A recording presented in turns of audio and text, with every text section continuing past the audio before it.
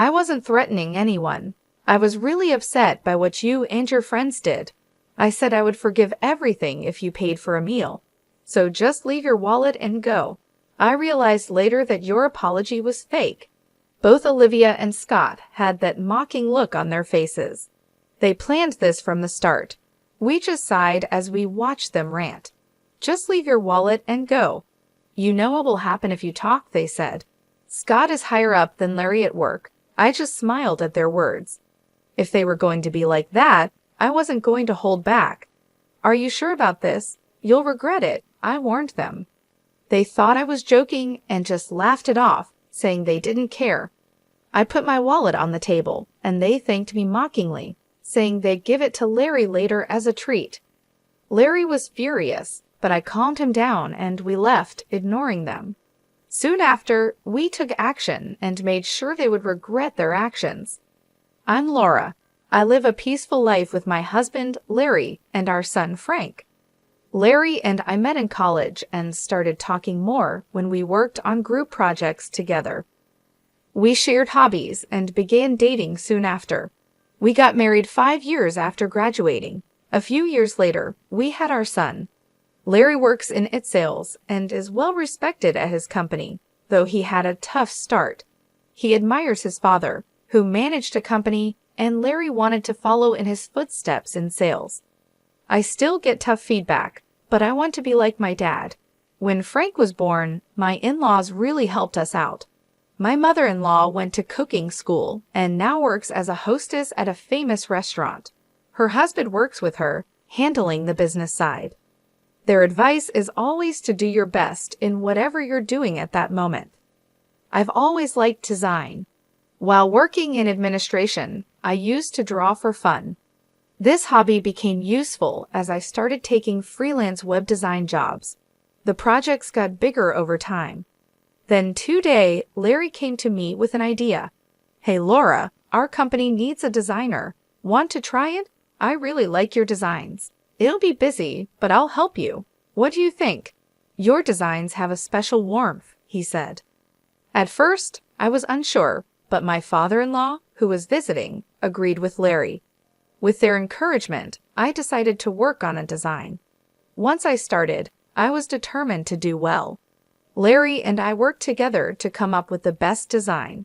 It took some time, but I finally made a design I was proud of. To my joy, they chose my design, and it sold really well. Larry and I were thrilled when we heard the news. We thanked my in-laws for their support, and they were as happy as if they had succeeded themselves. It's all thanks to your design, Laura, they said. It's really nothing. Having this experience means a lot. Thank you, I replied. This whole experience was a big moment for me. I started spending more time on web design, which was just a side job at first. Eventually, I made as much money from designing as I did from my day job. So I quit my administrative job and now work as a freelancer. Thanks to Larry's company, I also get to design whenever they launch a new product. Our son Frank, who is now in middle school, has grown into a smart and kind boy. He loves playing soccer for his school club. Life is good, but there's one thing that bothers me. It's about Olivia, whose son Kevin is in the same soccer club as Frank.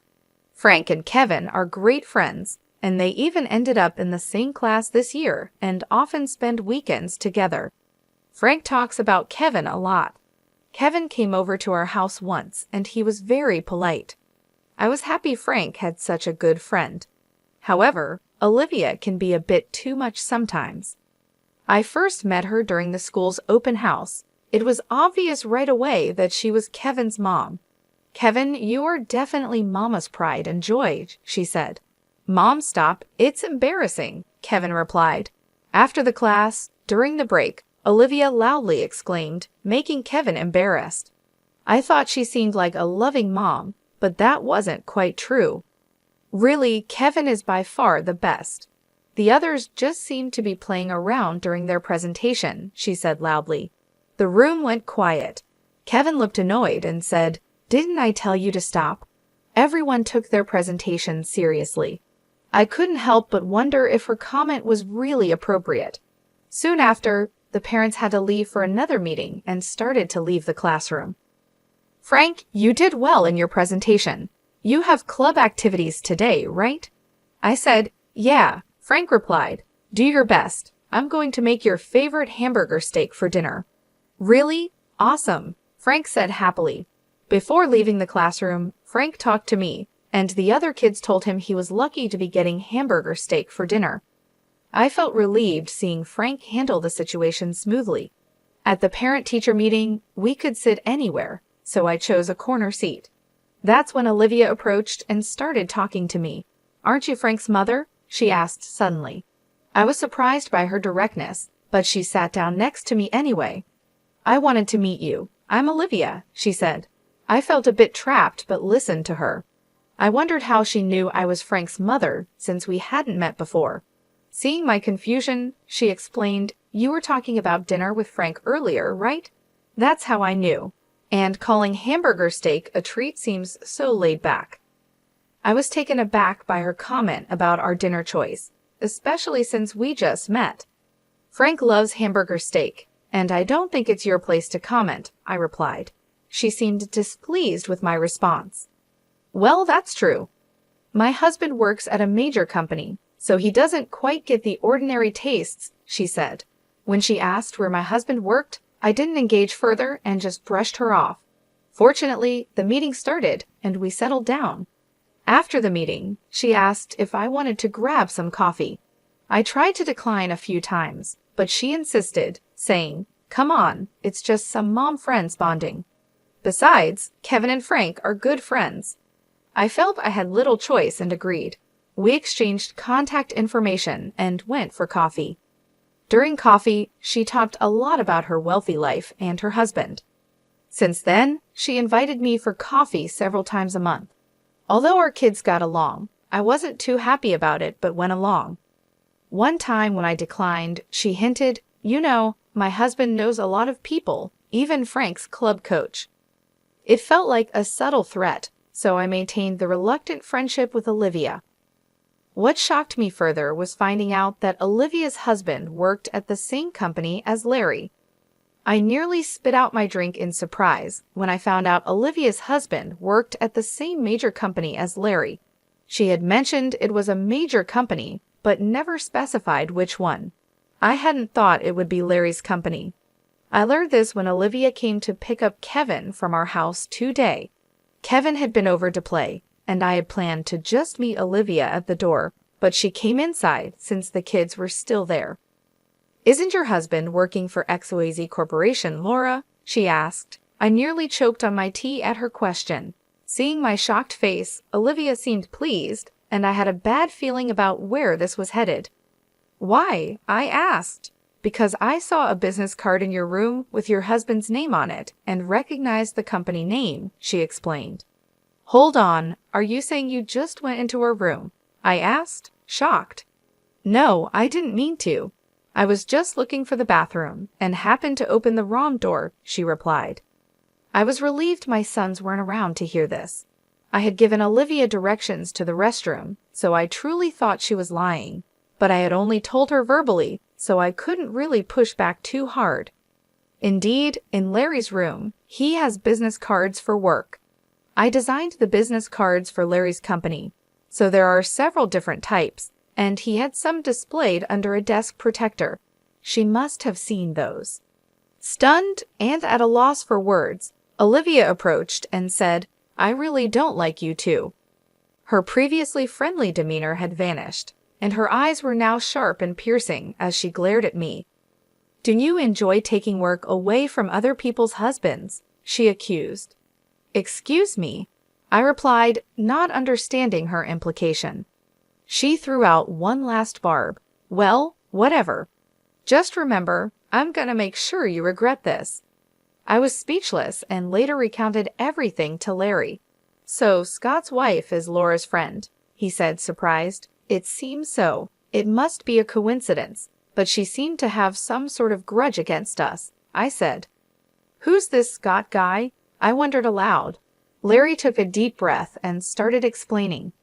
I don't think it's right to talk about such things, but Scott works in the planning department. He's very assertive. Larry explained that the product planning department creates products and works with the sales team to make money. Scott is a key figure in planning and is known for strongly believing in meritocracy, meaning a lot depends on whether he is interested in something or not. Working with him can be great or terrible, people say. I still don't understand why Olivia dislikes us so much. Yeah, I'm not sure either. I don't really know Scott well, I replied, sorry for dragging you into this mess. It's okay, but what about Frank and Kevin? It's not good for the kids to be close if their parents are at odds, I said. Yeah, I'll try to find out more, I promised. A few days later, Olivia called me. I felt anxious but answered. She sounded much more apologetic than before. I'm so sorry about the other day. I was just stressed about my husband's work not going well, she explained. I listened because she sounded sincere. She apologized and suggested that since our husbands work together, we should try to get along. How about we all go out for dinner? She proposed. Considering her past behavior, I was hesitant but thought of our children's friendship and decided to give her the benefit of the doubt. That's fine. Thank you. I'll arrange the place and let you know the details later, she said, sounding pleased as she ended the call. The day came, and we went to the restaurant Olivia had chosen, known for its seafood. However, Olivia and her husband were nowhere to be seen. I tried calling her. When I mentioned my name to the receptionist, the staff member looked concerned.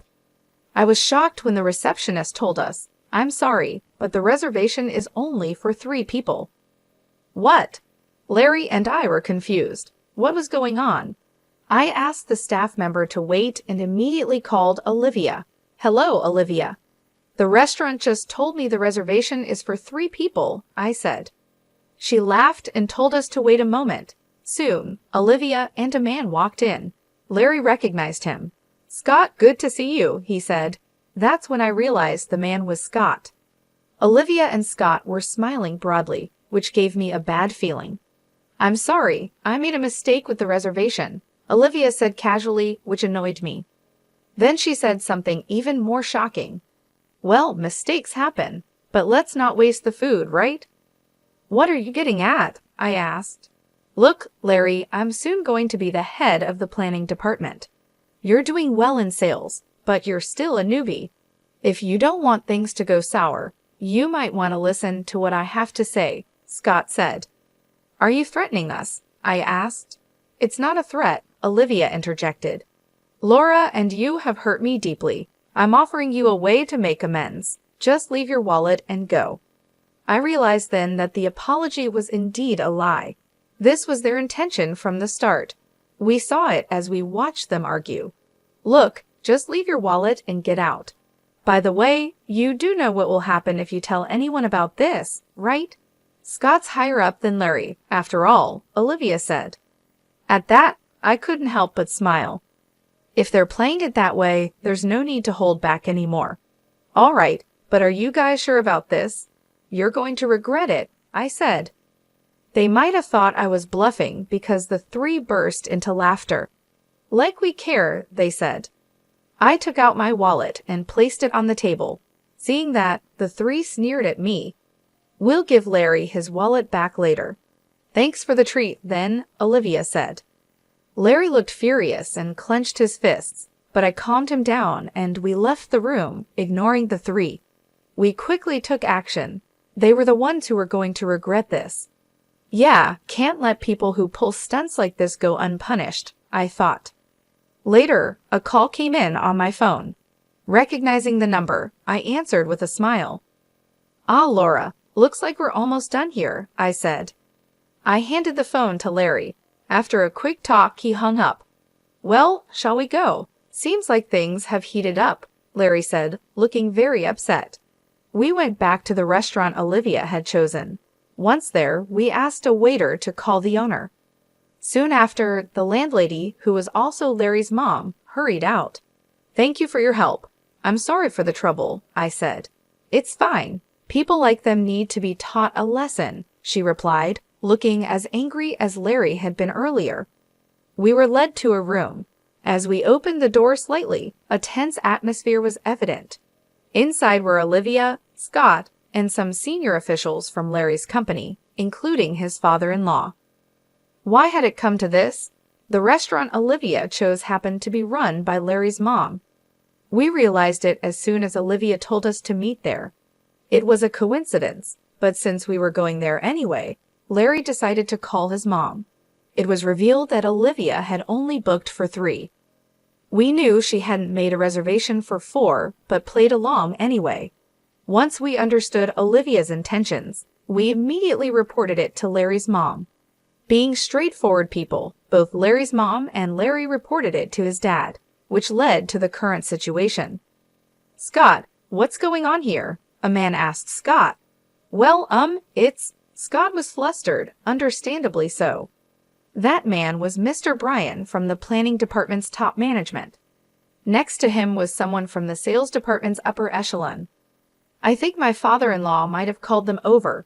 He was the former CEO, so it's understandable how he'd react if he found out his family was being treated this way, especially in his wife's restaurant by employees from his time in charge. Actually, my father-in-law used to be the CEO of the company where Larry works. He's now retired and not involved in its management, but he was highly respected during his tenure. Even now, he's still in touch with company folks." After hearing the story from my mother-in-law, he immediately reached out to the company to explain the situation. When the CEO hears that one of his employees is trying to exploit another employee by using their position, he's going to take action. The 3 who didn't know this were surprised by the sudden appearance of the company executives at the restaurant. They seemed unable to grasp the situation. Larry said he wanted me to accept this invitation because my husband often works with Larry, even now. I was shocked by the clear lies coming out of their mouths. They showed no regret, and I wondered if they didn't realize that such obvious lies would eventually be exposed. Just then, to interrupt Scott, Larry entered the room. To the surprise of Olivia and Scott, Larry politely said, "Excuse me." Scott glared at Larry as soon as he saw him. We understood the situation completely, but for Olivia and Scott, it must have been confusing. Before Scott could respond, my father-in-law spoke up. "I'm the former CEO, Andrew. I'm retired now and have handed over the company to Mr. Bryan here," he explained. "By the way, Larry is my son, but he didn't get his job at the company through any connections of mine. In fact, I wasn't involved in his hiring at all. And I should mention that this restaurant is run by my wife." Hearing my father-in-law's explanation, Olivia and Scott seemed to finally understand the situation, and their faces turned white instantly. Olivia let out a sigh, almost without words, and Scott was shaking uncontrollably. Olivia, looking incredulous, seemed more flustered than I'd ever seen her. "Let's cut the small talk and discuss the matter at hand," said my father-in-law. The discussion, or rather the one-sided questioning they faced, started in a tense atmosphere, and Olivia and Scott struggled to speak. Olivia's issues with me apparently related to some design work at the company. It turned out that Olivia had also been considered for the same project. Initially, when the project was discussed at the company, my design was chosen after searching among friends and family for talented designers. This choice boosted Larry's reputation. Moreover, despite being relatively Bryan, Larry had developed his own sales techniques, earning trust from his juniors and contributing to the company's performance. It frustrated me that he was taking credit for achievements that he accomplished with the help of his wife's talents. I truly believe Larry has been working hard, but didn't you feel the same when you got advice from him? This left Scott speechless, and a senior planning department executive made a sharp comment that added to his silence. Scott felt overlooked because whenever the sales department finished their tasks, they would give detailed advice to the planning team. This bothered Scott, making him feel like his products were overshadowed by Larry's. As Larry's answers continued to receive praise, Scott became resentful and often complained to Olivia. One day, Olivia overheard me talking about my work with some other moms. I love designing and often draw illustrations for school events like PTA meetings. Some of the moms knew I worked freelance, so when Olivia learned that I was the designer chosen for the company project, she started picking on me. Hearing this, we were speechless. We were honestly shocked that they would concoct such a scheme out of jealousy. Moreover, we learned another disturbing fact. I'm really disappointed in you.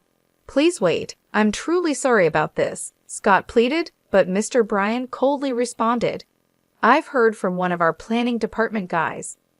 I hope it's not true, but there's a significant amount of money being spent on planning. Is it really all going towards actual products? At this, Scott froze and Olivia turned pale. It turned out Scott had been embezzling funds under the guise of planning expenses. This revelation took even us by surprise. It seemed Olivia was also involved in the scheme. How did you get caught? You said it would be a secret, Olivia asked. I don't know, Scott responded, frustrated by Olivia's question. His expression was that of someone who had inadvertently admitted to embezzlement, but it was too late. Mr. Bryan sighed and bowed his head to his father-in-law. I'm really sorry. I never expected something like this to happen in the company that Mr. Andrew trusted me to run. It's my fault for not supervising better. No, it's not your fault, Mr. Bryan, or the fault of the senior sales and marketing staff, someone said. It's this couple who only know how to play dirty tricks. You both are going to pay for this. Hold on, she's the one to blame, one accused. Excuse me? Weren't you the one who said we could embezzle money? The other retorted. Hey, we're at a store. Keep it down, someone intervened. Shut up, if you hadn't interfered. How dare you act all high and mighty when you're the one at fault? Well, if the husband is like this, so is the wife. In the end, Mr. Bryan had the arguing couple handed over to the police. It was only right since they had embezzled money. It caused quite a scene and was a hassle for the store, but Larry's mom handled it gracefully, and the situation was quickly controlled. Larry told me that Scott got fired from the company and was sued for damages. They were very strict with him, probably because it involved the company's products. Kevin stayed with Olivia's parents for a while. After the incident, Olivia's parents came over to apologize. From what I heard, the couple is now living quietly, maybe as a way to make up for what they did. Seeing how sincere Olivia's parents seemed, I couldn't help but wonder how their daughter and son-in-law ended up this way. I was worried about Kevin, but the company made sure the incident stayed quiet. So thankfully, no rumors spread at school and Kevin was fine. It's unfortunate what happened to him. I talked to Frank the other day, and Kevin seems to be doing well at school. He's a good kid and everyone trusts him. Rather than being sad about his parents, he seems more upset with them. That's good to hear. I haven't seen Olivia and Scott since that incident. Kevin, however, still hangs out with Frank and even comes over to our place from time to time. Watching the three of them play so happily, I hope they never end up like their parents. By a stroke of luck, we were saved this time, but I truly believe that our daily actions attract the people and opportunities in our lives. I want to cherish my relationships with others more than ever.